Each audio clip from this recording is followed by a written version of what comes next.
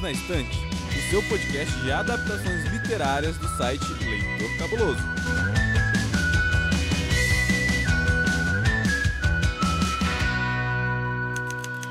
Sabia que tem livro? Bom, na verdade, o tema de hoje não tem livro, tem HQ.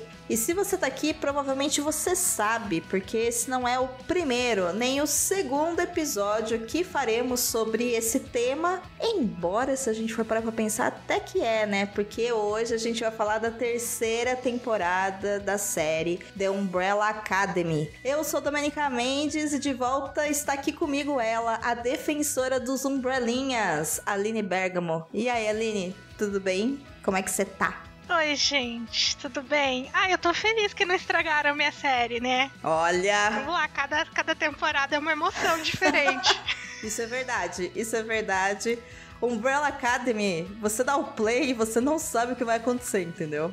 Você só sabe que vai vir um fim de mundo. É isso. O resto é ver eles correndo, é ver o Klaus correndo com a mesma roupa, como você muito bem me alertou no último episódio. Ver umas brigas, umas coisas assim, e é isso, assim. É basicamente Umbrella Academy é isso. Dead Issues, né? Muito Dead Issues. Problemas com o papai. Muitos Dead Issues. Mas antes da gente falar sobre esses Dead Issues e também sobre tudo que rolou na terceira temporada, Aline, me lembra, e lembra pra quem tá ouvindo a gente agora, aonde que você habita nessa internet? Bom, eu sou Aline Bergamo, nas internets vocês me encontram por aí, e eu estou no Estação 21, aqui no Leitor Cabuloso, né, um podcast da casa, e também sou do Frequências Abertas, que é um outro podcast que fala exclusivamente sobre Star Trek, caso você aí conheça e goste dessa série. A gente acompanha aí tanto as séries novas quanto as séries velhas da franquia Star Trek. Olha aí, é um material quase infinito. Tem muita coisa. Tem bastante coisa. Super indica, é um podcast muito legal, gente. Tá disponível em todos os agregadores. E eu habito na internet em Domenica_Mendes, aqui no Perdidos na Estante e também no Estúdio 31, falando sobre produção de podcast, caso você, que tá aí do outro lado, queira aprender a como melhorar ou produzir o seu próprio podcast. E já aviso de antemão que agora no segundo semestre de 2022, teremos uma nova temporada do Estúdio 31. Mas antes disso, nós teremos o episódio 200 aqui do Perdidos na Estante. E como a gente tem muito fogo no rabo e pouca noção de tudo que a gente consegue fazer, eu e a Amanda conversamos com a equipe e também com o Ace e com o Léo, que são os nossos editores, e todo mundo topou fazer um episódio especial para a edição 200, mas para isso a gente precisa de você. Então é o seguinte, sabe aquele segredo obscuro que você sempre quis saber sobre a nossa vida, mas você nunca soube como perguntar? Pois é, esse segredo obscuro pode ser, sei lá, Domenica, quantas doses de café você toma por dia? Que livro você levaria para uma ilha perdida? E eu vou falar pra você nenhum, né? Porque eu não ia chegar lá, gente. Eu ia... Enfim, não vou contar isso antes. Para saber a resposta dessa pergunta ou de outras perguntas, ou qualquer outra dúvida que você queira saber sobre a nossa vida, carreira, ou sobre a produção do Perdidos na Estante, sobre o futuro do projeto, enfim. Essa é a sua chance de perguntar pra gente. No episódio 200, a gente vai responder todas as suas perguntas com todo carinho, atenção e sem censura. Então é só você acessar as nossas redes sociais ou ir lá no post desse episódio e deixar lá sua perguntinha, que ela será então devidamente colocada na roda de conversa para que todos nós sejamos constrangidos ou não. Isso fica com você, ouvinte, se você vai querer constranger a gente ou não, tá? Então, aproveita a oportunidade e ajuda a gente a comemorar 200 edições, porque isso é pra poucos. Tem pouco podcast nesse país que chega à edição 200. Esse feed do Perdidos tem mais de 12 anos e sim, não é só do Perdidos, porque se você voltar muitas casas, você vai encontrar também todas as edições antigas do Cabuloso Cast, mas isso tudo também pode ser contado pra você no episódio 200, caso você esteja chegando agora. Então manda pra gente a sua pergunta e bora fazer uma edição 200 muito legal.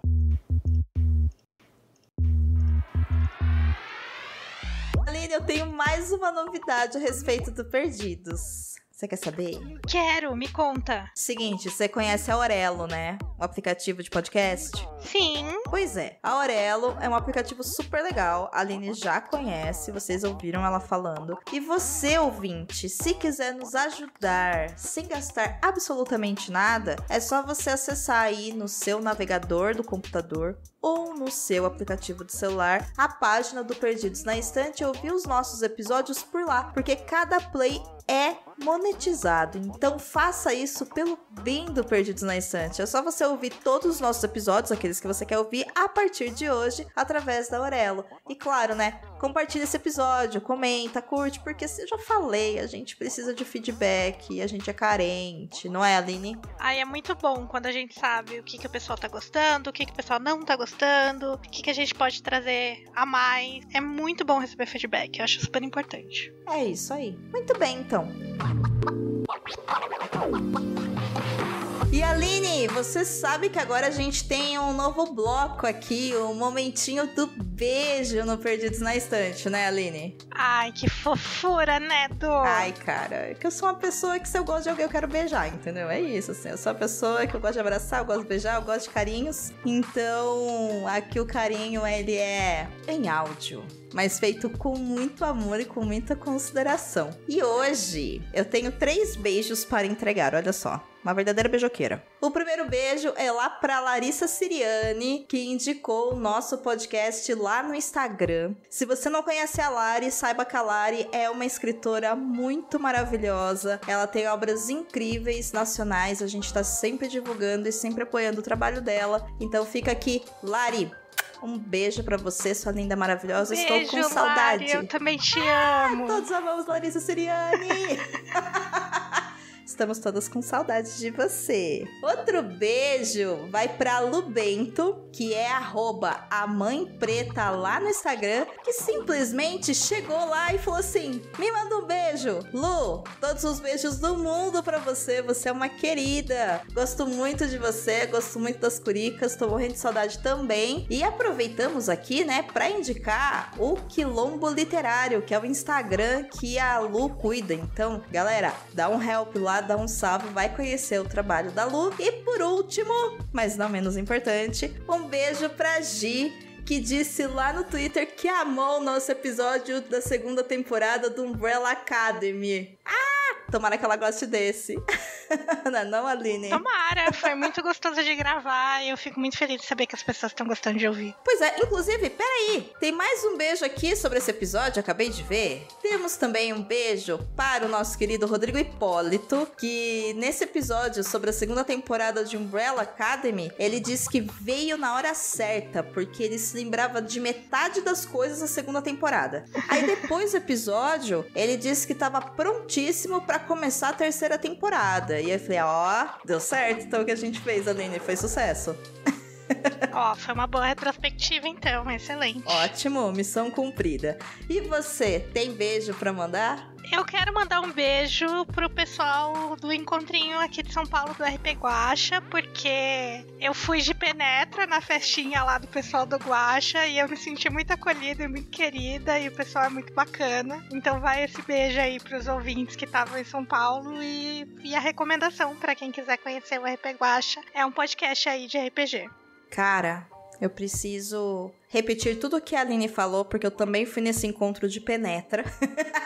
Também fui super bem acolhida, foi muito divertido. Inclusive, eu e a Aline jogamos Uno e ela enganou a gente, ganhou da gente. Quero fazer aqui a denúncia, tá? Eu estava com sono, não vale, tá? Então ela me conheceu em um momento muito íntimo, que é o momento que eu tô acordada, mas dormindo ao mesmo tempo. A Aline presenciou isso, gente. É esse nível de amizade agora. E a galerinha realmente é muito legal, muito bacana mesmo. E o RP Guaxa, além de ser um podcast pra quem gosta de RPG, é um podcast de contação de histórias. Então, quem curte podcast narrativo de storytelling, cara, dá uma chance, porque as edições são muito maravilhosas. E tem os especiais de Natal, que eu super indico, eles são 3, são maravilhosos, tá? São sempre, os 3 são avulsos, então você pode ouvir sem precisar ter ouvido os outros anteriores. Além disso, eu quero indicar 2 episódios, tá? Que são os últimos 2 que saíram, pelo menos até o momento que a gente tá gravando esse podcast. O primeiro é Mistério em Jumozinha do Norte, que é um episódio com uma pegada de terror muito legal. Então acho que a galera que curte um terror aí vai curtir bastante esse episódio. E o outro é o anterior a esse, que é o A Voz da Garotinha, que por si só já é uma aventura incrível. Mas quando você vai pro Escudo do Mestre, que é a parte que o Guaxa explica, né, todo o background da história, de onde que ele criou essa narrativa pra ele mestrar pros jogadores, cara, eu fiquei tão emocionada a hora que eu entendi o que ele tava fazendo, que meu Deus do céu, assim, Marcelo Guaxa, você é um artista e tanto, admiro muito o seu trabalho, então eu recomendo demais que vocês conheçam também o RP Guaxa e pelo menos que vocês ouçam aí esses 5 episódios, e aí vocês vão querer ouvir mais, eu tenho certeza, porque é isso, podcast é viciante, e quando o podcast é bom a gente tem que indicar mesmo e continuar ouvindo, principalmente se for independente nacional, não é mesmo, galera? Então, Aline, Oi, você pegou aí seu guarda-chuva? estou pronta. Então, bora pro episódio, lembrando que essa retrospectiva, gente, vai conter spoilers da 3ª temporada de Umbrella Academy, ok? Vamos então.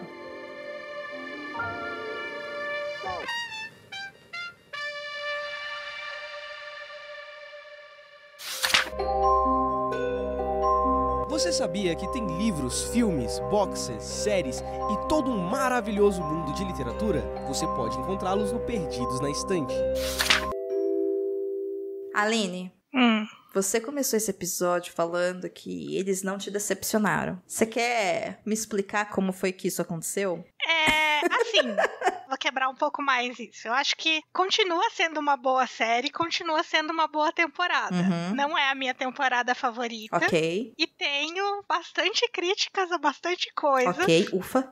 Porém, a vibes ainda é aquela, tipo, super divertida. Eu gostei dos episódios. Eu gosto muito deles. Eles são muito simpáticos, né? Todos eles são muito carismáticos. Então, eu me diverti muito, mas eu tenho, sim, reclamações a fazer. Tá, bom. Perguntei isso logo de entrada, assim, porque eu já tenho uma opinião impopular a respeito de Umbrella Academy, tá? Então... Queria saber onde eu estava me metendo, se eu tava, de repente, usando o uniforme dos Sparrow sem saber, né? Porque... eu achei a temporada como um todo bastante arrastada, sabe? Muito episódio pra pouca história sendo contada, né? Então, assim... eu achei que teve barriga, sim. Eu achei que teve coisas ali que foram incluídas que não fizeram sentido e não levaram a algum lugar. E que, claramente, a história não cabia em 10 episódios. Cabia em muito menos. Sei lá, 5 episódios, 8 episódios matava isso, vai. 8 forçando a barra. Podia ser uns 5 episódios, já ia ser sucesso, assim, né? Porque a sensação é que era o pão do Bilbo, sabe? É manteiga demais, sabe? É isso. E no geral, assim, eu acho que a proposta da temporada é legal, me surpreendeu em muita coisa. A gente vai fazer aqui uma recapitulação, né, do que aconteceu na sinopse e tal, mas eu fico pensando que poderia ser menos episódios no final das contas, sabe? Eu comecei a assistir uma outra série que é o tema do próximo episódio aqui do Perdidos, que é A Mulher do Viajante no Tempo. E, cara, lá são 6 episódios e aconteceu o contrário, né? Faltou episódio pra terminar a história, aqui era episódio demais. Eu fiquei, galera, o que vocês estão fazendo, sabe? Tipo, vocês não estão me ajudando. Puxa vida, vamos trocar. Dá 10 episódios pra essa, dá 6 pra essa. Aí vai ficar bom, sabe? Mas tudo bem. Lembra pra gente, Aline, sobre o que é a 3ª temporada? Porque quando a gente sai da 2ª temporada, como a gente lembra naquele episódio que a gente gravou sobre a 2ª temporada do Umbrella Academy, que se eu não me engano foi o 195, a gente sabe que eles chegaram finalmente na Sparrow Academy. E aí a gente tinha algumas teorias, né? Sobre o tempo, se era a mesma linha do tempo ou não, se era uma outra realidade, se eles abriram um nexus ali, enfim, e a gente já sabia pelo trailer que ia ter umas confusões, porque o Ben é do mal, assim, ele é uma pessoa má, né, ele é chato, ele é ruim, ele é vaso ruim, e tinham mais personagens ali inseridos que pelo trailer a gente já sabia que também eram pessoas que tinham, né, que eram irmãos, né, dos Umbrella, porque todos eles têm o poder do mesmo lugar, e enfim, lembra pra gente como é que começa a temporada, assim, o que a temporada faz, lembrando que o primeiro episódio é de longe, assim, as primeiras cenas são de longe as melhores cenas que eles já fizeram. Com certeza. Meu Deus do céu, vale a pena voltar só pra assistir de novo. Quem assistiu sabe, quem não assistiu a gente não vai contar o que é. Mentira, daqui a pouco a gente fala o que é, vai. A gente começa o primeiro episódio, então, com eles chegando, né, voltando pra casa e descobrindo que eles não têm mais casa e que o pai deles, o Hargreaves, ele adotou outras crianças nessa timeline. E aí, mais pra frente, a gente vai entender que é a mesma timeline onde eles estavam, lá nos anos 60. Eles só avançaram no tempo, mas que toda a história deles, com o Kennedy e tudo mais, tudo isso aconteceu nessa timeline. Porém, alguma coisa mudou a vida deles do ano que eles nasceram ali, né, que é 89, até aquele momento. E aí, aos pouquinhos, durante a série, a gente vai descobrindo que aconteceu alguma coisa que fez com que eles não nascessem, então não tem 2 deles no universo, tem uma versão só. A gente queria 2 deles, né? Não teve doppelgangers dessa vez, e eles têm que se descobrir aonde que eles se encaixam nesse mundo, né? E durante o primeiro episódio, eles estão conformados de que eles só precisam agora viver uma vida que eles salvaram o universo, mas não era bem assim, não é mesmo? Nunca é com eles, né? Nunca é. Inclusive, em determinado momento, acho que lá pro 9º ou 10º episódio, já que é bem no final, um deles fala, né? A gente faz isso toda vez, a gente tem um dia, salva o mundo, a gente fica feliz, no dia seguinte o mundo tá colapsando de novo.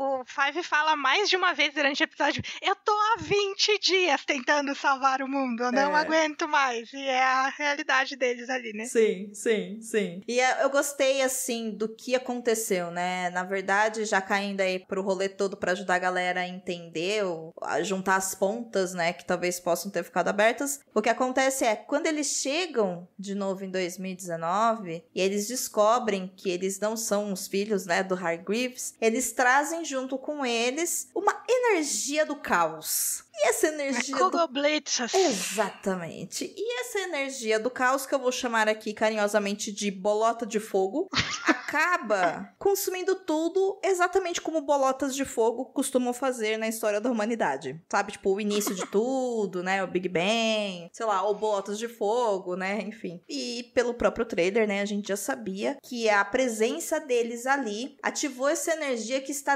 desintegrando animais, eventualmente desintegrará pessoas, prédios e, obviamente, que não só isso, todo o universo, não é mesmo? Porque é isso, né? Não é só o planeta, é o universo, sabe? Assim, a coisa escalou para um outro nível, né? Eu gosto da ideia dele ser gradativa, porque traz a ideia de countdown pra gente, Sim. né? De ver expandindo. Mas, ao mesmo tempo, eu achei tão conveniente em que momentos do roteiro cada bomba explode, assim. Parece que não gerou tanta tensão do tipo, meu Deus, tá acabando, não vai sobrar mais nada. Eu acho que poderia ter dado mais um senso de urgência na gente, que eu acho que eu não senti tanto, sabe? Então, mas eu acho que é por causa disso, né? Tem episódio demais pra pouca história sendo contada. Sim, porque, tipo, acho que nas 2 primeiras explosões some o cachorrinho, some as lagostas e tal. E aí na terceira já some quase todos os bichos, assim. Aí na quarta já começa a sumir gente. E você fala, tipo, parece que escala rápido, mas ao mesmo tempo eles não respondem na mesma urgência, na mesma preocupação do que parece pra gente que é sério, né? Tipo, cara,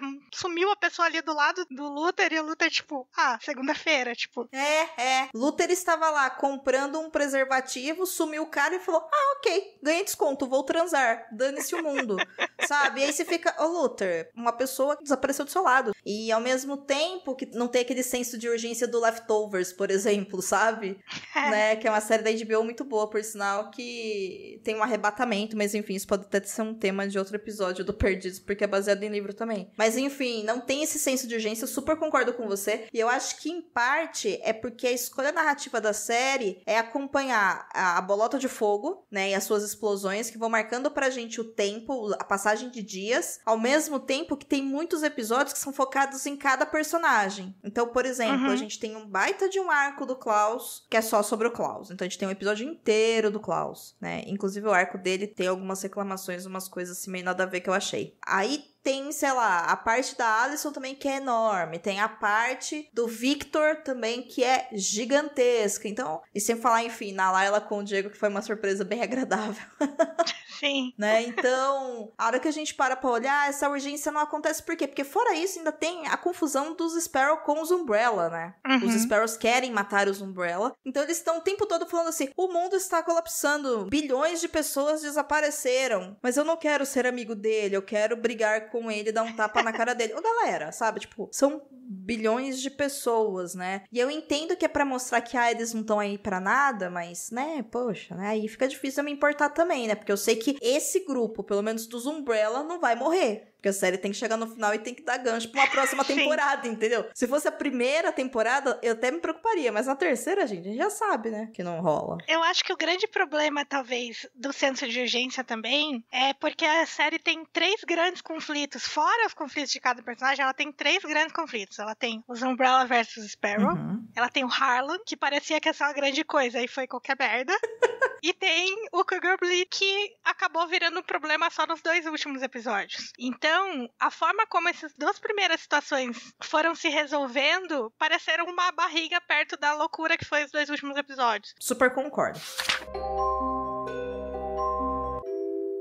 Aline, eu proponho pra você da gente começar, então, juntando esses nós todos pra explicar o que a série fez, ou o que ela tentou fazer, indo de personagem por personagem, igual a gente fez no episódio anterior. Topa? Topo. Aí a gente vai dos Umbrella, obviamente, né? Se a gente for juntar os Sparrows, são muitos personagens, mas dá pra gente casar o que tá acontecendo com eles e com os Sparrows junto com cada personagem, porque é isso. Inclusive, eu acho que uma coisa que me pegou positivamente, assim, na série, foi o fato dos Sparrows não serem tão importantes assim. Não são. Porque eu tinha um medo, graças às promos, dos trailers que a gente via e tal, parecia que ia ter o tempo todo essa dualidade Sparrow versus Umbrella e que eles seriam tão importantes quanto os Umbrella. E foi um alívio pra mim ver que não, que eles estavam morrendo, que eles estavam ficando pelo caminho, porque é muita gente pra dar conta. Já são, 8 personagens principais, né? Os 7 irmãos mais o Hargreaves. Então é muita gente pra dar conta e eu gostei que eles foram simplesmente largando eles pelo meio do caminho. Deram o contexto que precisava e já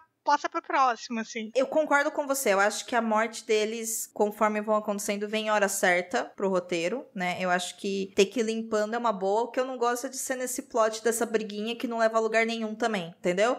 Eu gostei do que aconteceu, eu não gostei de como foi feito o motivo principal. Mas vamos lá. Vamos começar pelo nosso Homem da Lua favorito, o nosso número 1, Luther. Que nessa temporada brilhou como ninguém nunca brilhou. O Luther finalmente teve um momento dele, né? Ele conseguiu aí ter os momentos de felicidade dele, encontrou um romance aí na Sloane, né? Na Sparrow. Eu confesso que, apesar de eu ter gostado muito e ficado muito feliz pelo Luther, eu passei, todos os momentos até o último minuto, até o casamento, achando que a Sloane ia trair eles e ia aprontar alguma.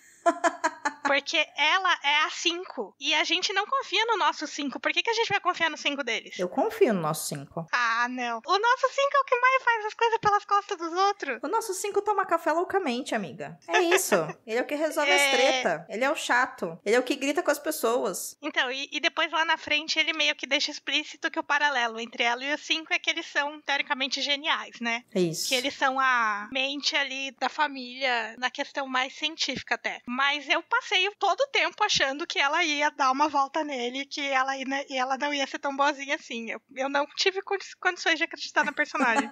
Uma que ela tem mesmo uma carinha muito de boazinha, né? Então a gente fica meio questionando. E como todos os Sparrows, eles são meio que uma sombra dos Umbrella, né, no sentido de que eles têm, não poderes equivalentes, mas eles são bastante duais, né? Então eles seriam uma parte do mal, se é que a gente pode considerar os Umbrella como uma parte do bem, né? Porque eles são bastante disfuncionais, mas ignorando-se isso, a gente olha pra Sloane e a gente fala, ela vai ser má também, afinal de contas ela foi criada por essa família. E cai que não. Que realmente ela se amarrou mesmo no Luther. E o amor salvou o dia, não é mesmo? É isso, é cafona, é brega, eu sei, mas foi o que aconteceu.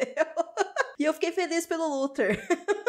E outro comentário geral que eu senti pela série, durante vários e vários momentos, eu sabia o que ia acontecer. Eu gosto de ser surpreendida e várias deixas, você já sabia o que ia acontecer na cena seguinte, porque tava muito óbvio. E a hora que eu vi o Luther e a Sloane, começou assim, esse fio dos dois ali, na hora eu falei, pronto, vamos fazer Romeu e Julieta, eles vão terminar separados.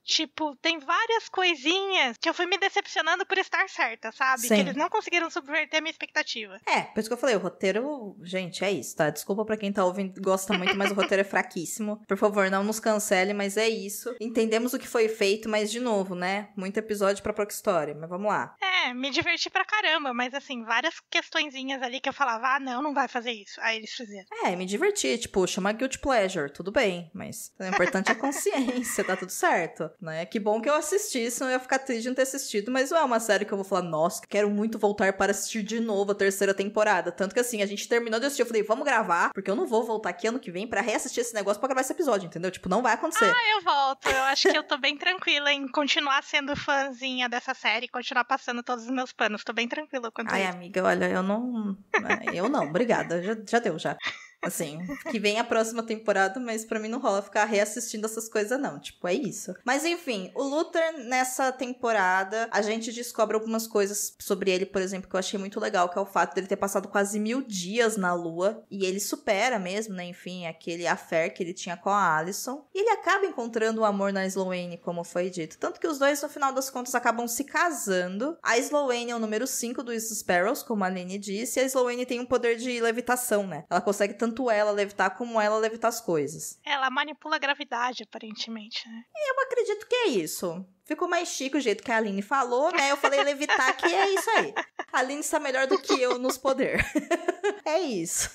E eles acabam realmente, né? A gente vai falar depois no último episódio que aconteceu com cada um, mas a história deles basicamente é uma história de amor mesmo. E é isso. Eu gostei muito que o Luther teve uma evolução. Eu gostei de vê-lo feliz, sabe? Eu acho que isso foi uma coisa muito positiva da série. Caindo agora para o nosso número 2. O que aconteceu com o nosso número 2? Número 2, o Diego. Eu amei o plot do Diego. Nosso latino. Eu já sou muito fã dele desde a temporada passada, mas acho que ele continua muito bem nessa temporada. Grandes momentos divertidos, as grandes piadas da série foram com ele. Eu acho que ele tá melhor nessa temporada que ele tava na 2, pra te falar a verdade. Sim, também acho. E o que acontece com ele é que a Layla volta, né?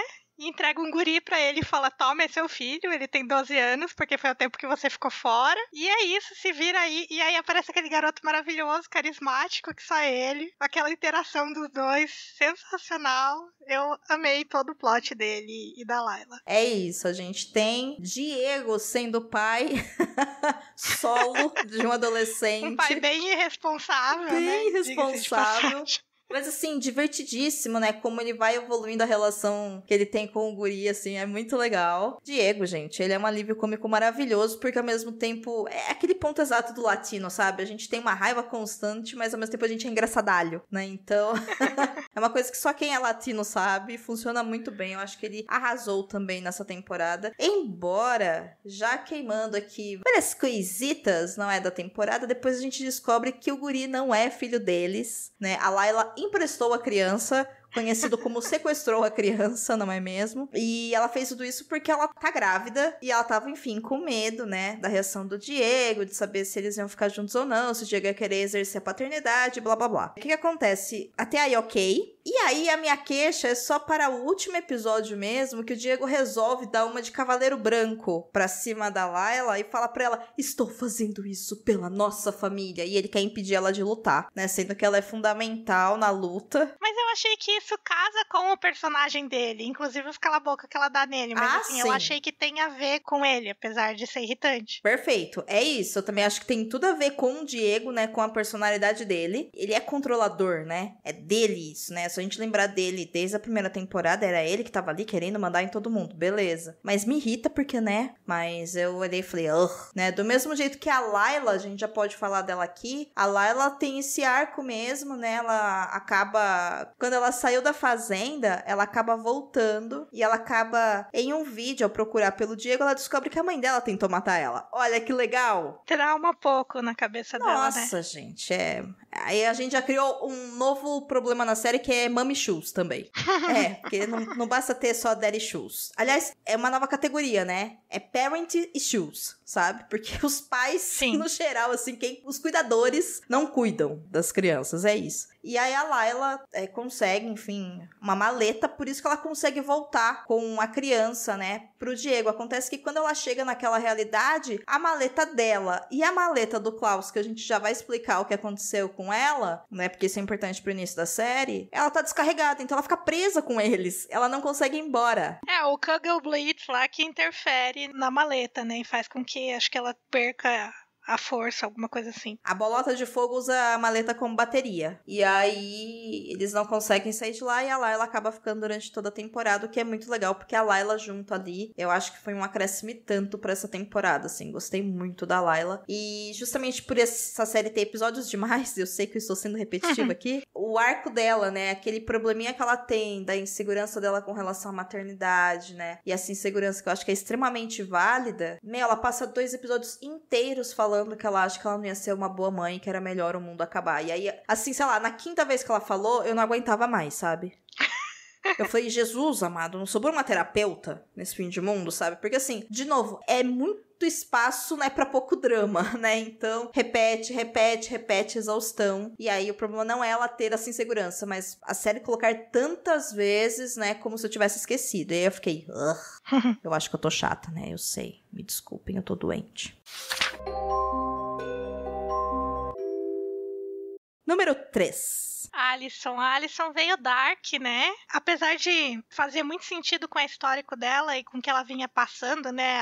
Ela volta pro futuro, descobre que ela nunca teve uma filha, então a filha dela não existe, o marido que ela deixou pra trás já morreu, porque ficou lá nos anos 60. E aí, o que me incomodou foi que o nível de dark dela desbalanceava totalmente do resto da série. Parece que ela tava numa outra série. Concordo. Eu acho que a Alison, pra mim, ela continua sendo uma personagem que ela sofre demais, assim. Eu sei que todos eles sofrem, eu entendo isso, mas eu acho que a Alison é tão desproporcional, sabe? Tipo, parece que ela apanha muito mais forte, sabe? Eu queria, inclusive, ouvir a opinião de alguma mulher negra sobre o que ela passou, porque ela fala muito, né, sobre como aquela vivência nos anos 60 mudou a vida dela e como aquilo impactou, né, sofreu racismo e tal, porque, sei lá, eu tô falando aqui que ela teve um sofrimento desproporcional, não em relação a minimizar isso, mas eu acho que realmente as cenas dela destoavam com o resto do clima da série. Parece que ela tava num lugar muito sombrio, assim, que não combinava com o resto da série, mas eu imagino que tenham pessoas que talvez tenham se identificado com aquele momento dela ali, né? Inclusive, uma coisa que eu fiquei pensando é que uma das coisas que a Alison faz, e aí aqui a gente já vai entrar num outro personagem, a Alison acaba matando uma pessoa, né, que a gente já vai falar já quem é, e ela mata essa pessoa porque ela descobre que essa pessoa é responsável pelo grande problema que deu nessa linha temporal, que é o fato deles não existirem nela, por isso a filha dela não existe. E ela acaba fazendo o que qualquer pessoa numa situação dessa faria, né? Que é matar essa pessoa. Só que ao mesmo tempo a gente tem um outro personagem dessa série que tá tentando salvar esse personagem. E aí eu fiquei olhando e falei, gente, mas eu não sei se colocar nessa dualidade também, sabe? Eu não sei. Eu achei, fiquei meio, falei, gente, me incomodou assim. Eu não sei se estava bem preparado pra todo mundo entender. Justamente porque eu acho que passa por essa questão racial, sabe? E aí eu fiquei com medo das pessoas começarem a julgar a Alison como, sei lá, se ela fosse a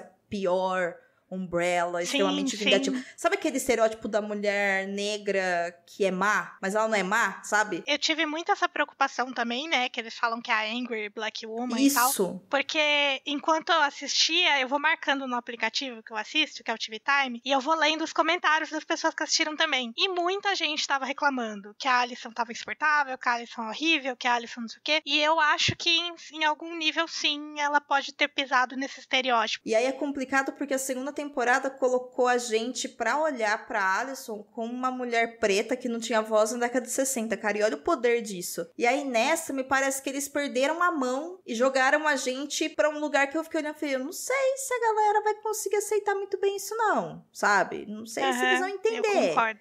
Não sei, assim, fiquei meio incomodada com isso. E além dela ter matado um personagem, ela também faz uma outra coisa que, tipo, sei lá, pra mim, como mulher, me impactou muito mais, que é quando ela força o Luther a beijar ela. Ah, sim. Que aquilo é, tipo, é um estupro, não tem o que falar. Cara, aquela cena me chocou tanto que eu não precisava ver a Alison fazendo aquilo, sabe? Ela vai se quebrando, né, aos poucos, né? Sim. Aliás, ela é quebrada pelos acontecimentos que acontecem na história, eu entendo. Mas chega uma hora que ela abraça, né, essa coisa do agora eu vou fazer tudo que eu quero, que é exatamente o contrário de tudo que eu fiz, porque ela tá machucada. E aí ela começa a fazer coisas desse tipo. A primeira coisa que ela faz é obrigar o Luther a ir pra cima dela. E ela foge depois. E depois ela mata esse outro personagem. E por fim ela faz um acordo com o Hargreaves às custas, né, dos outros Umbrellas. E assim, eu fiquei olhando e falei, gente, que estão fazendo com a Alicent, sabe? Tipo, por que ela? Enfim, não sei. Todas as atitudes dela na série me incomodaram um pouco nesse sentido também. Achei que a série poderia ter sido mais leve como um todo e ter trazido isso sem jogar toda a carga dramática em um único personagem. Ou colocar ali de uma forma que a gente consiga realmente entender, né, que não é porque ela é má. Sim, é porque também. ela tá usando a voz dela da única forma que dá pra ela usar ali naquele momento. Só que como tá todo mundo tentando usar de outras formas, parece que ela tá fazendo birra. Esse que é o problema, sabe? Uhum. Enfim, eu também gostaria muito de ouvir, né, uma mulher preta sobre isso. Então, se você for uma e estiver ouvindo a gente, por favor, né, nos ajude a entender a sua percepção. É só comentar aí no episódio, porque eu não sei se a gente tá sendo noiada demais aqui, mas eu fiquei bastante insegura também com a opinião pública a respeito dessas ações, né? Justamente porque a série eu acho que não tomou o cuidado necessário. Mas eu posso estar sendo exagerada, né? Enfim, não sei. Número 4. Número 4 é o Klaus, e o Klaus, apesar de você ter críticas, aí eu vou deixar você falar, mas eu acho que o Klaus brilha muito nessa temporada, porque ele tá, tipo, sei lá, ele tá à vontade ali, ele tá resolvendo os problemas dele com o papai, depois ele vai ser traído bem feito, tomou na cabeça, mas eu gosto de como ele lida com as coisas, de como ele lida com os irmãos, das relações que ele vai construindo ali. Eu acho que o Klaus tá leve, tá divertido nessa temporada. Eu não tenho muito a falar, assim, porque eu acho que ele não faz grandes coisas, mas ele é o responsável ali pra reunir o pessoal, né, a hora que dá a briga e cada um vai pro seu lado. Uhum. E eu gosto da presença dele na série. Talvez tenha muitas cenas repetidas pra falar a mesma coisa, né? Mas eu acho legal que ele descobriu qual o poder dele, né? Ele se entendeu mais forte do que ele imaginava e tal. Eu gostei desse processo dele na temporada. Cara, eu acho que você falou na sua resposta exatamente o que me incomoda. Eu acho que o Klaus, ele é tão maravilhoso, mas ao mesmo tempo, ele não chegou a lugar nenhum, sabe? E é isso que me incomoda. Porque assim, vou explicar antes que as pessoas me cancelem, inclusive eu mesma. Eu amo o Klaus, tá? E eu achei incrível a gente descobrir que, na verdade, o poder dele é que ele é quase imortal. Não é só que ele consegue ter contato com os mortos e ajudá-los também a se solidificar, né? Entre aspas, não conheço um termo melhor, pra cá, pra eles poderem interagir. Não é só isso. Ele também pode morrer e voltar. Então ele fica pouco tempo no vazio e volta. E eu gosto do treinamento dele, achei isso muito interessante e tal. Qual que é o problema? Isso não é usado pra assim, nada de verdade, assim. Quer dizer, é usado pro último episódio, eu sei, mas ao mesmo tempo eu falei, cara, é tão grandioso tudo, sabe? Pra só isso. Mas eu acho que isso acontece muito quando você tem um personagem muito poderoso. Eu acho que todo personagem muito poderoso, ele precisa de limitações, porque senão ele vai, tipo, acabar com qualquer situação de problema. Então, assim, no caso da Alicent, ela é extremamente poderosa. Qual que é a limitação dela? É o medo que ela tem mesmo do poder ser maior do que ela e tomar conta dela, que foi o que aconteceu nessa terceira temporada. No caso do Klaus, é simplesmente porque ele é um besta, ele é meio bobo, ele não tem noção do que ele faz com aquele poder que ele tem na mão. Então, mas não é isso que eu tô falando. Tô falando assim, na narrativa da série. O que isso acrescentou? Tudo bem, ele volta no último episódio, ele ajuda a resolver a grande trama que é além da bolota de fogo, né? Entendeu? Tem mais coisa depois da bolota de fogo. Então, assim, eu sei que ele volta. E aí eu olhei e falei, a série também não falou pra gente que ele poderia voltar da morte sem um corpo. Esse é um ponto, pra mim, é um furo. Pra mim é um incômodo enorme. Então. Assim, o fato dele ter voltado. Então, sim. Sabe, se alguém tivesse trazido o corpo dele pra cá, beleza. Porque até então a gente viu o corpo dele, ele volta pro próprio corpo. Agora, se não tem corpo, como é que ele volta? Aí eu fiquei, peraí. Existe uma diferença entre você ressuscitar, caralho, e você reencarnar na idade que você tava, né? Tipo, é outro rolê, sabe? Tipo, é inclusive outra religião, gente. Calma aí, sabe? Né? Não, eu concordo com você. Esse é um ponto que... É um dos pontos que pra mim não tem nenhuma justificativa de por que aconteceu. Eu acho que eles forçaram muito a barra, assim, sabe? E o Klaus, ele é muito importante nessa temporada, porque ele tá lá chapado e tal, e ele encontra um canhoto com um cheque e descobre que o Hargreaves estava dando grana. Aliás, não é nessa temporada que ele vê, né? É na anterior, mas enfim. Na verdade, é toda uma história que há muitos anos atrás ele descobriu o nome da mãe dele, mas ele nunca foi atrás. E aí ele escondeu esse papel com ele. Por algum motivo esse papel tá dentro do sapato dele desde a primeira temporada. E agora ele tirou o papel e falou, olha aqui o nome da minha mãe. É isso que aconteceu. E aí você descobre que esse é o papel que mais dura na face da Terra. Porque sobreviveu a 2 apocalipses e esse cara correndo também por quase 30 dias, mas tudo bem, né? E ele resolve ir atrás da mãe dele e descobre que a mãe dele é uma Amish. E aí até aí ok, né? Inclusive ele vai lá atrás dos Amish, tarará, e descobre-se então que a mãe dele morreu. Já, então ele não vai poder ter contato com ela. Aí, vamos lá. Quando a gente descobre que a mãe dele morreu, a tia dele, né, entrega pra ele o jornal lá, que tem todos os recortes com a morte de várias mulheres que morreram no mesmo dia de causas estranhas. Porque todas elas morreram no mesmo dia. A mãe dele e essas outras mulheres. Assim. 1º de outubro de 89. E aí nós temos duas coisas pra observar a partir disso. A primeira, quem me alertou foi o Baço. E aí eu olhei e falei, ok, eu vou ter que dar meu braço a torcer pra ele. Apesar dele ser bem mais crítico com essas coisas do que eu.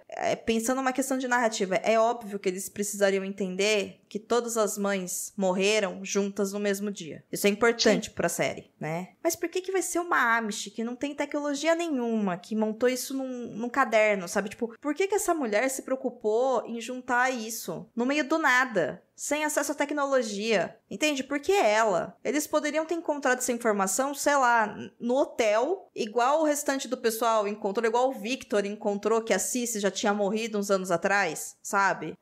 Porque a tia Amish, sabe? Puta trampo, assim. Por que essa escolha? E aí você olha e fala, é só porque tinha que colocar o Klaus, né, num lugar diferente pra talvez explicar o porquê que ele é tão diferente dos outros personagens, né? Sei lá, porque isso já tava, sei lá, na genética dele. A gente não pode esquecer que isso é uma série americana, né? E estadunidense tem esses rolês. Nem acho que foi isso. Não. Eu acho que eles precisavam de uma cena impactante das vacas morrendo. Foi por isso que eles levaram ele pro meio da fazenda. Nossa, piorou então. Tá bom. Nossa, foi muito pior.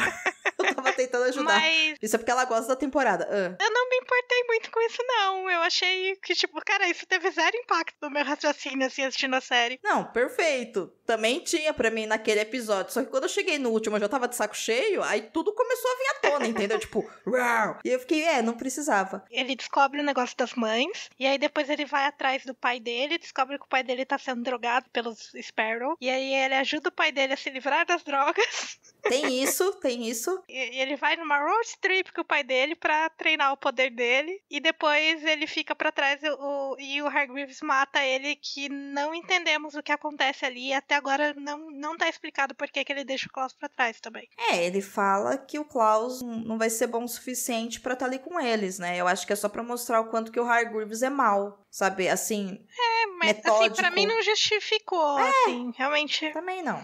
Achei forçado. Achei muito forçado também. Também não curti. E aí o arco do Klaus basicamente é isso, né? E a partir do Klaus a gente descobre então, quando ele tá voltando com o Five, a gente acaba descobrindo que na verdade o grande problema deles estarem em 2019 naquele lugar é que eles não nasceram, porque as mães morreram antes deles nascerem. O que nos faz chegar ao número 5. Isso aí. Agora você conserta o Five. Boa sorte, vai. Não, gente, eu acho que o Five é o menor dos problemas de roteiro aí, mas vamos lá. O Five, eu acho que o Five ele é uma das grandes deixas para as próximas temporadas aí, talvez. Então a gente tem aí o Five primeiro tentando tirar férias. Eu adoro o momento onde ele chega no hotel e se veste que nem um senhorzinho.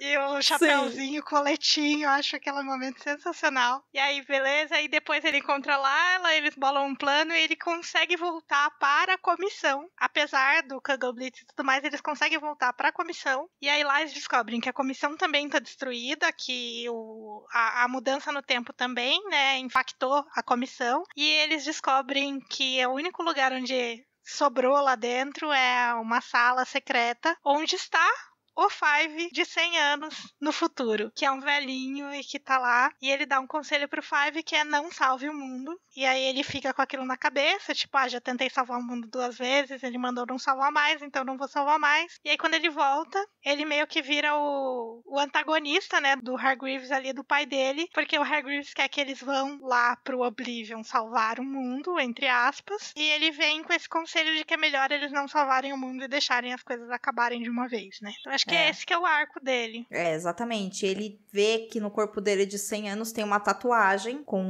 uma espécie de mapa, né? Alguns símbolos. E ele acha interessante arrancar a pele com uma tatuagem dele mesmo e levar embora. O que realmente foi de grande serventia, né? Pro final da série. E aí entra no arco do Pogo tatuador.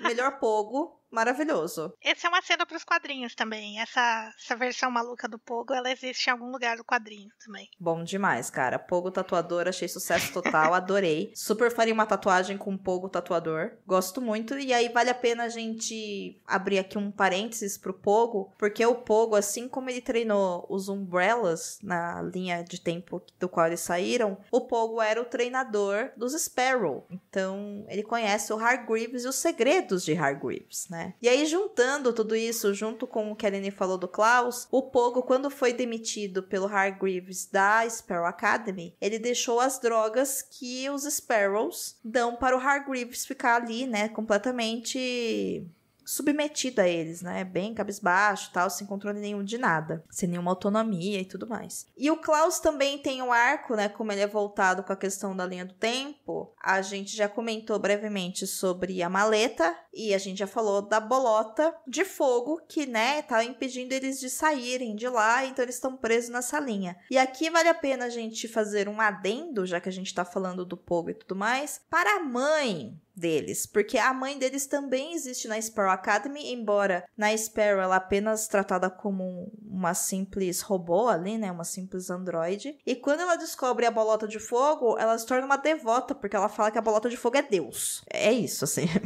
é estranho assim, né? Essa é uma parada que não faz o menor sentido, assim, pra mim, porque ela é um robô, mas enfim, tipo, não me impactou, mas também, tipo, cara, por quê, né? Então, eu acho que o que mais fica estranho, assim, da gente ficar se questionando o porquê, é que não chega a lugar nenhum, né? Sabe? Sim. Eu achei ok ela ser uma devota. O problema é que, assim, ela é uma devota. Em determinado momento, o Five mata ela, porque eles precisam controlar a bolota de fogo. E ela tá impedindo, porque, afinal de contas, você não pode encostar em Deus. E é isso, sabe? Não saiu do nada, chegou a lugar nenhum. Inclusive, ela vê o próprio número 1 dos Sparrows, que é o Marcus, sendo consumido pela bolota. E não faz nada. Segue a vida dela plena, feliz de robô, né? E só conta algum dia lá pros irmãos lá do Marcus que o Marcus não vai voltar porque a bolota de fogo, porque Deus, né, o levou. E aí você fica, gente, né? Pra onde isso vai? E aí, como a gente já falou, não vai pra lugar nenhum. É isso. Número 6. Ben, que é mal. É o Ben.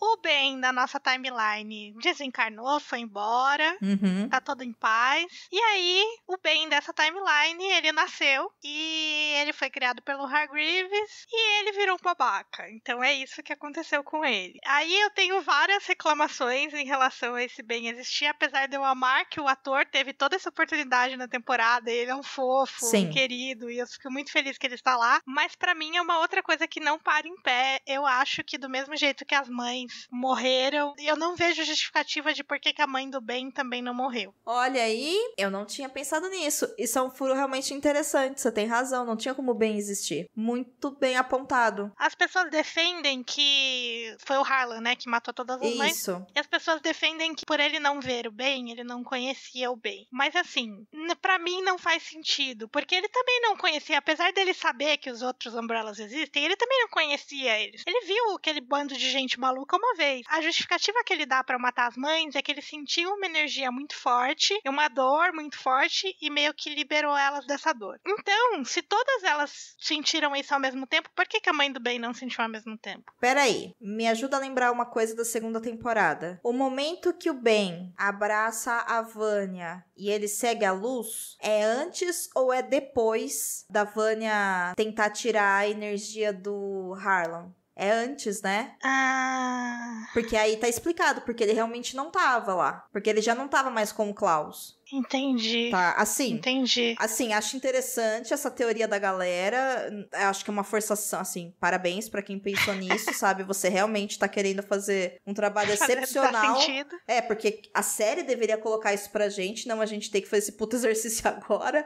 Mas eu acho que, né, talvez se justifique dessa forma, porque se eu não me engano, o Ben vai embora no penúltimo episódio da segunda temporada, bem no finalzinho. E ela salva o Harlan, né, e, enfim, eles voltam tudo no último. Então o Ben já não tava lá. Mas ainda assim, eu não acho que é a conexão dele com a Vanya que fez as mães morrerem, entendeu? É isso que eu tô falando. Ah, não, também acho que não. É porque o que eu entendo é que, dado que as mães morreram, as entidades que iam descer e fazer aquelas mulheres ficarem grávidas encontraram outros corpos. Foi isso que aconteceu. Sim. Então, pra mim, não faz sentido que a mãe do Ben não morreu. Ele deveria morrer todas as 7 e ter vindo 7 novas mães com 7 novas pessoas. Mas eu tô feliz que o Ben voltou porque eu falei, eu gosto muito do ator, eu acho que ele performou muito bem, que ele entregou um Ben chato muito bem, então estou feliz por ele ter voltado. Mas não parou em pé pra mim, na minha opinião. Sim, concordo com você. Inclusive, a temporada inteira era uma coisa que a gente tava querendo mesmo ver esse Ben do mal, né? Porque a gente vê pouco dele nas temporadas anteriores, justamente porque ele tá sempre ali interagindo só com o Klaus, né? Ele não tem muito espaço e eu senti a falta dele também, concordo com você. Eu acho que o ator fez um trabalho excepcional. Apesar desse exercício aqui de reflexão que a gente fez, eu concordo que, assim, pode ter acontecido, mas ao mesmo tempo, how convenient, né? Pra narrativa, sabe? Tipo, que forçação, né? De barra. Porque, de novo, se fosse só uma coisa, né? Mas não é. O que eu tenho pra dizer sobre isso é que no fim do dia é quadrinho e quadrinho não faz sentido. Então, tudo que eu vejo que é baseado em quadrinho, eu costumo dar esse crédito do tipo,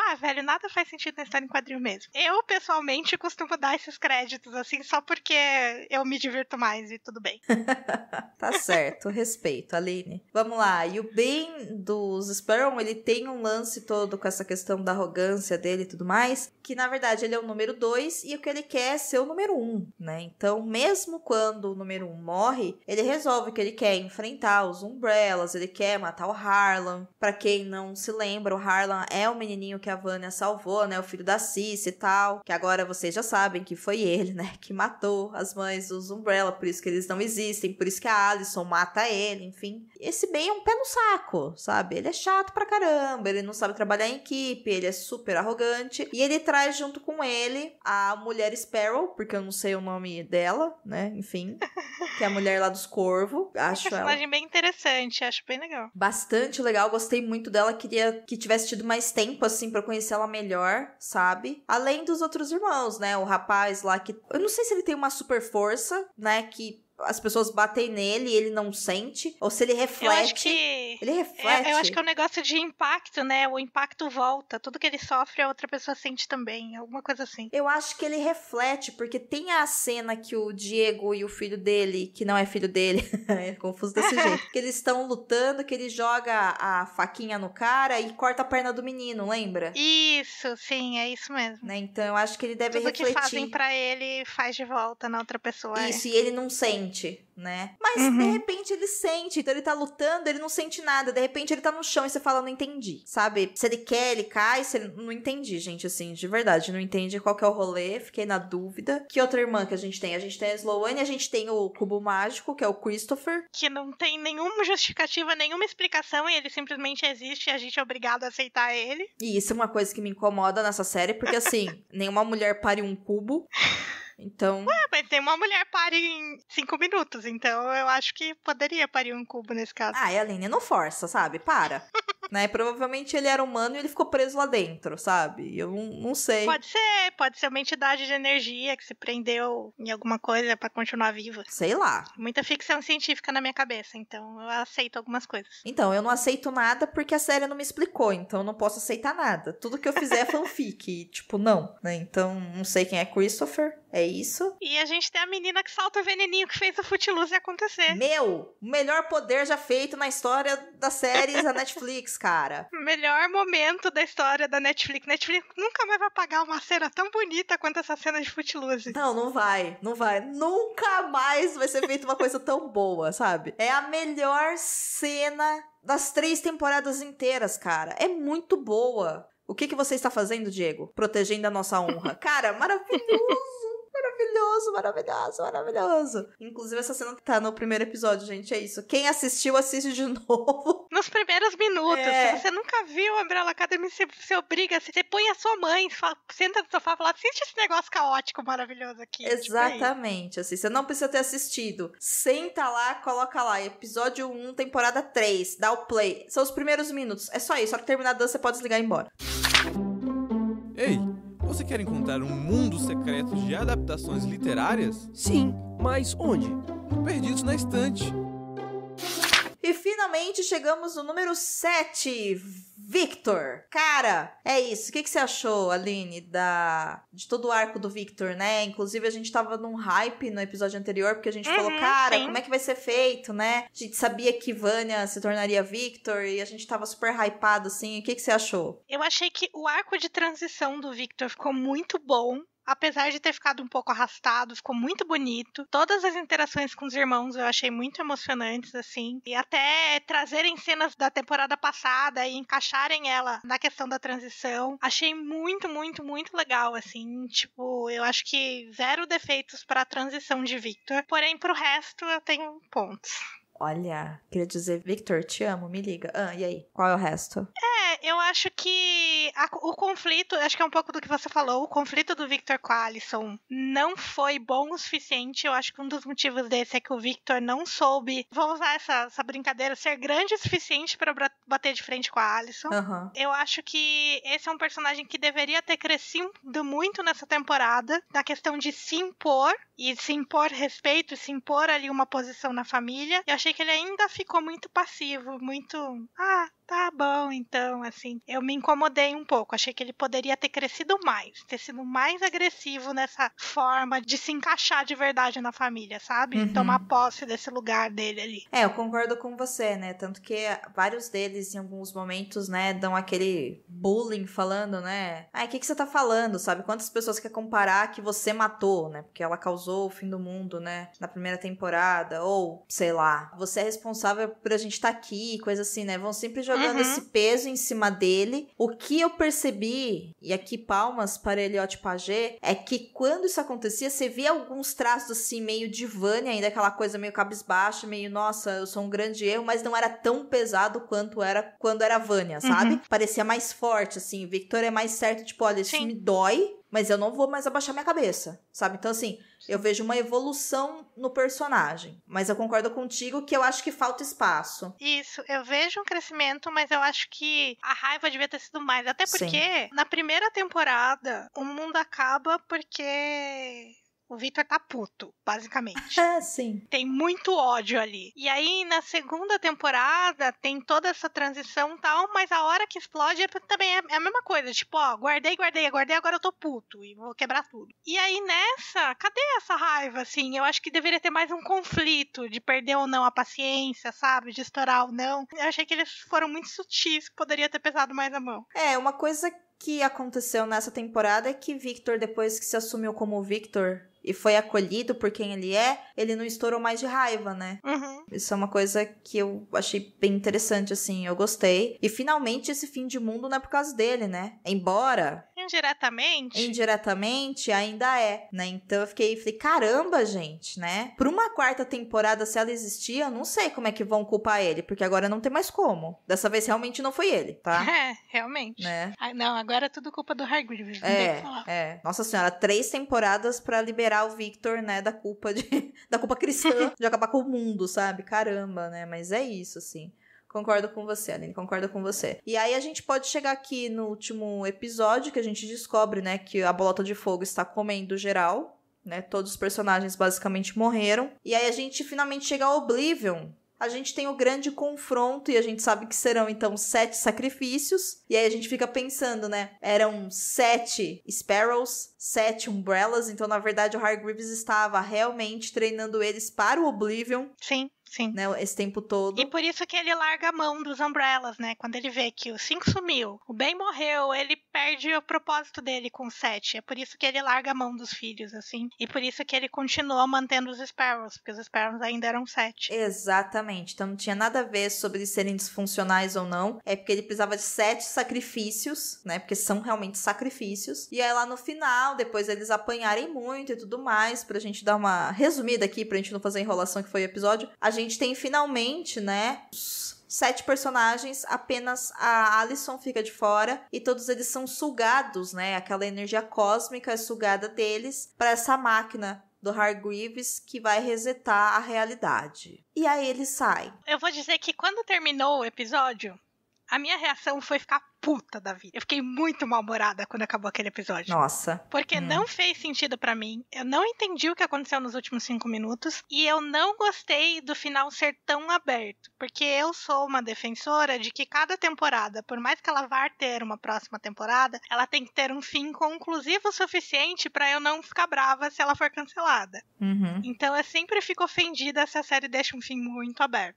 Pra mim o problema foi eles terem entrado de volta, entendeu? Se eles não tivessem entrado de volta porque a Sloane não volta com eles, então talvez a Sloane não exista naquela realidade que eles foram, né? Aquela realidade resetada. O que faz sentido, porque finalmente tem um 7 mesmo, e o Ben que tem é o Ben da Sparrow, porque é o que tinha, né? O outro atravessou a luz. Agora, a Sloane, ela tava realmente sobrando. Ela era daquela realidade do qual eles não faziam parte, né? Mais ou menos, assim. Depois que eu fiquei puta, eu reassisti o final. Tá. Fui ver uns videozinhos na internet pra ver algumas explicações, pra ver se casavam com o meu entendimento. E eu ainda não estou satisfeita com a Sloane não ter voltado. Não, amiga, assim, eu acho que é só pra dar essa possibilidade de falar, olha, é um final aberto, como você disse, né? Então acho que é só pra falar, olha, a Sloane não estava aqui, aí o Luther, como é um amor dele, ele vai atrás, e aí tem outros irmãos, né, que vão atrás dele, o Ben vai por outro caminho, o Victor vai por outro, a Alicent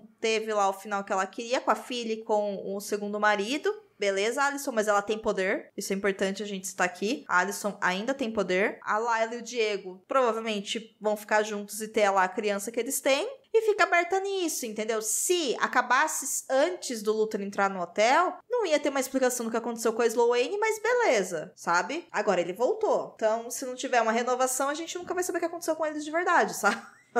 Assim, eu tô até agora tentando, eu pensei em várias teorias, em várias hipóteses, eu não estou satisfeita com a teoria de que a Sloane não voltou, mesmo que a resposta for, ela não devia ter nascido, porque nesse futuro alternativo nasceram só os 7 originais, não, seriam 8, porque a Layla também nasce, né? Mas assim, mesmo assim eu não estou satisfeita. O fato da Alicent ter voltado exatamente pra onde ela queria, significa que o Hargreaves tinha total controle da timeline que ele estava criando. Sim. Então, por isso eu não concordo que a Sloane não estava lá e eu vou bater o pé e eu vou ser a chata que vai insistir que eu não concordo. Não, perfeito, eu super concordo com você. Inclusive, parando pra pensar, né? A Layla volta. Apesar que a Layla era da primeira, né? Linha do tempo. Aliás, a segunda linha do tempo. A gente não sabemos por que Sloane não tava lá. É só pra ter uma renovação de temporada. É só isso, não tem magia nenhuma. E assim, o que eu gostei? Eu gostei do fato deles perderem os poderes. Ah, sim, concordo. Principalmente pro Victor e pro Five, isso vai ser muito importante, porque são duas pessoas que praticamente viveram em função disso, né, nos últimos acontecimentos aí. E assim, isso também vai dar a oportunidade de talvez justificar um envelhecimento do Five, né? Que é uma coisa que a gente precisa, porque se essa série vai continuar, o menino já tem aí 18, 19 anos e ele não parece mais que tem 13, então... Vai fazer sentido ele envelhecer, eu acho que pode ser uma desculpa, né? Uma desculpa não, uma justificativa. Acho que pode ser uma justificativa, mas eles vão recuperar o poder de alguma forma, gente. Sim, sabe? Com certeza. E aí, que preguiça, sabe? Não tenho dúvida que os poderes vão voltar. Eles são essenciais pra série, mas eu acho interessante eles terem essa oportunidade, sabe? De se identificar sem os poderes. De serem pessoas comuns e mundanas, né? Sim. E você acha que rola uma 4ª temporada, Aline? O que você tá achando aí no seu radar de fã? Eu acho que se não rolar, vai ser a maior frustração da minha vida. O fã sofre, é isso. Porque eu gosto, é por isso que eu falo, eu prefiro que me deem um final satisfatório o suficiente pra que se for cancelada eu consiga respirar normalmente, entendeu? Mas esse não foi o caso, eu não achei que foi um final que me deixaria satisfeita se a série for cancelada amanhã. É isso então. Aline, agora você pode pegar o seu guarda-chuva, respirar fundo, beber uma água. Você tá se sentindo melhor? Eu tirei algumas raivas aqui do meu coração e agora eu vou guardar essa série num cantinho e ano que vem eu assisto de novo pra reclamar de novo, é isso. Muito bem, Aline. Muito obrigada pela sua participação aqui no Perdidos na Instante. Foi uma delícia. Espero que você volte mais vezes. Ai, muito obrigada. Eu adoro gravar com você, Dô, e eu acho que a gente conseguiu fazer um bom episódio, hein? Eu também acho que a gente arrasou. Ficou melhor que o final do Umbrella Academy 3ª temporada. Só isso. Sabe por quê? Porque ele está tendo um final. É isso. Exatamente. Está tendo um final. É assim que se faz, Netflix. Você vira e fala assim: esse episódio está chegando ao final. Muito obrigada a você, ouvinte, que está nos ouvindo. Até semana que vem. Um beijo. Beijo, tchau, tchau. Contribua para novos episódios do Perdidos na Estante em catarse.me/leitor_cabuloso ou no PicPay. Se você é das redes sociais, nos encontre em twitter.com/perdidosestante e instagram.com/perdidosnaestantepod. Apresentação e pauta: Domênica Mendes e Aline Bergamo. Produção: Domênica Mendes. Edição: Ace Barros. Esse episódio foi produzido graças a Irechu, Aline Bergamo, a Mauri Silva Lima Filho, Caio Amaro, Carolina Soares Mendes, Carolina Vidal, Cláudia Rodrigues, Clécius Alexandre Duran, Daiane Silva Souza, Deise Cristina, Fernanda Cortez, Igor Baggio, Lucas Roberto Arraes Domingos, Lu Bento, Luciano Terra das Neves Neto, Luiz Henrique Soares, Marina Kondratovic, Marina Jardim, Melissa de Sá, Nilda, Priscila Rúbia Ricardo Brunoro e Rodrigo Leite.